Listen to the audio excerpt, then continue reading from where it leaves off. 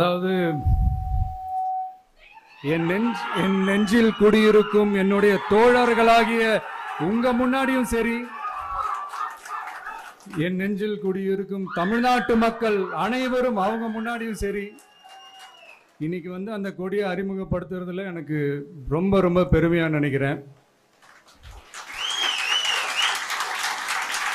இது வரைக்கும் நாம நமக்காக உழைச்சோம். இனி வரப்போற இயர்ஸ்ல நம்மள ஒரு கட்சி ரீதியா நம்மளை தயார்படுத்திக்கிட்டு தமிழ்நாட்டுக்காகவும் தமிழ்நாட்டு மக்களின் உயர்வுக்காகவும் நம்ம எல்லாருமா சேர்ந்து உழைப்போம்.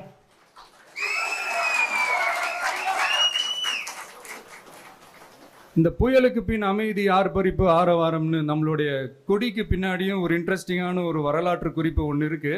அது என்னன்னு அதை நீங்க எல்லாம் ஒரு நாளுக்காக வெயிட் பண்ணிட்டு இருக்கீங்கன்னு சொன்னல, அன்னைக்கு நம்மளுடைய கொள்கைகள் என்ன, நம்மளுடைய செயல் திட்டங்கள் என்னன்னு சொல்லும்போது அன்னைக்கு இந்த கொடிக்கான விளக்கத்தையும் நாங்கள் சொல்றோம். அது வரைக்கும்